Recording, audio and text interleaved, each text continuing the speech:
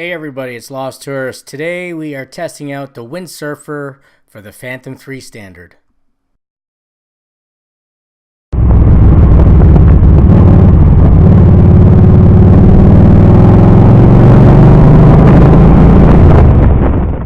Okay guys, so I've been waiting for a break in the weather, and I think this is my last chance for a while because it's supposed to drop in temperature and get more snow and even more windy the next week or so. So this is my window of opportunity to try out the Windsurfer. So a couple days ago I put up a video where I flew from the same spot, and basically when I got to the 300 meter distance mark, I got a low remote signal, and at that point instead of going any further, I just basically turned it around and brought it home. Now I know I said I had that warning at 300 meters, but I have flown my Phantom before. The furthest distance I flew before I got the automatic return to home was 840 meters.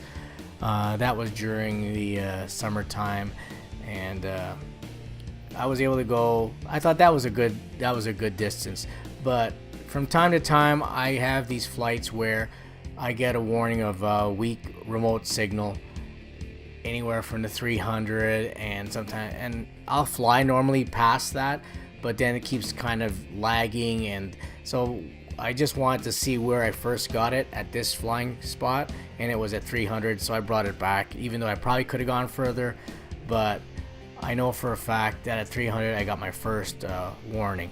Which brings us to today's flight. So I picked up this Windsurfer from eBay, and I only paid $3.44 US shipped. How could I go wrong with that?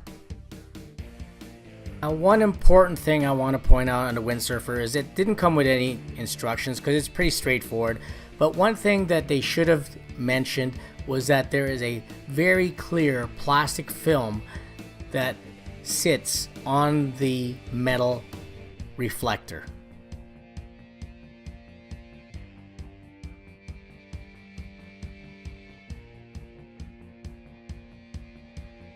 So if you happen to pick up one of these on eBay or Amazon or wherever it is, make sure you look at that reflector and make sure that there isn't a plastic film on the metal, because with that plastic film I doubt you'll be getting any benefit to the Windsurfer at all. You have to remove the plastic film.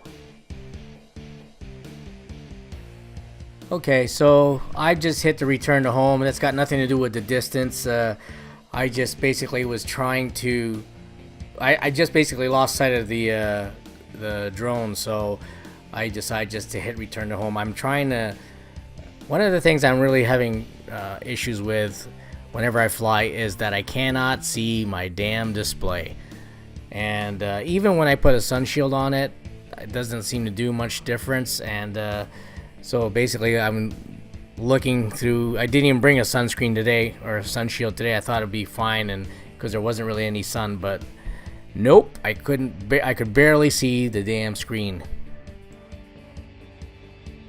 Next time I go out, I think I will try my other phone. I've got an LG G3 that I have the app installed on. I haven't actually used it to fly yet, but I've been using my Xperia Z2 ever since I got the drone. But I'm fed up. I need a brighter screen. So hopefully the LG G3 will be better, but I'll have to wait and see how that goes.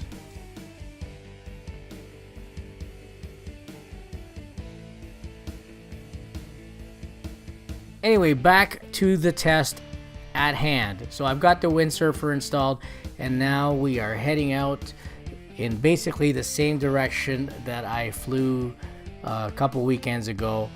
And as you will see, when I get to the 300 meter mark where I got the warning before, I do not get that warning, and I'm very happy about that.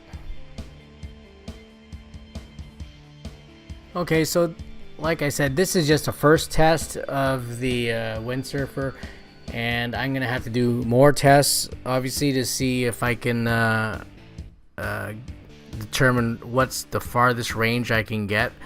I'm gonna do some tests where on the same day that I'm actually flying, where I'll actually fly out first without the Windsurfer and then come back and then fly with the Windsurfer. And but this is just for today. I just want to get out there and see if I could see any difference with the Windsurfer right now from the flight that I did 2 weekends ago. And right now I can tell you there is a huge difference. An important thing to consider is that the Windsurfer is directional. So keep that in mind when you're flying. That's why I lost signal there at the 500 meter mark. I kind of turned to face the other way and lost signal. But this booster is directional, so you have to face the drone at all times. And here we are. Look at that down there. I didn't see that last time. I didn't get out this far. There's a little ice rink down there. That's pretty cool. So that is basically it. I'm about to reach 700 meters where the signal gets lost. We're at 676. Remote control signal weak. It's weak. Signal lost. And now it triggers the failsafe aircraft returning to home.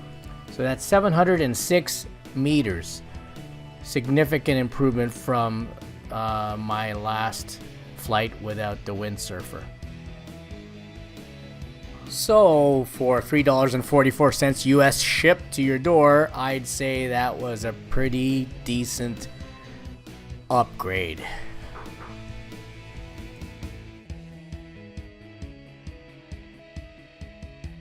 So another thing I did on this flight was I tried out my new phone mount that mounts directly onto the controller.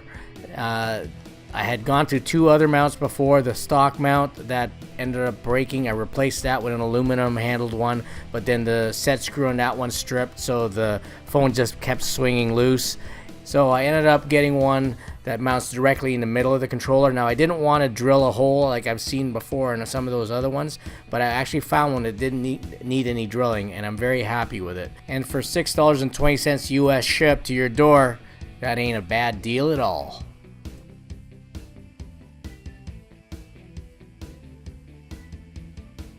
So that's it for the test of the Windsurfer. I'm glad I was able to get out today because the weather is turning for the worse. I don't know when I'm going to be able to fly again outside, but I'm really looking forward to it now that I got this Windsurfer and the new phone mount. I just had to figure out how I can see my phone display better because it's really frustrating. Anyway, that is it, everybody. Thanks for joining me on this Windsurfer test with the Phantom 3. Hope you'll hit the like button below and subscribe if you haven't already. Thanks for watching, everybody. Lost Tourist out.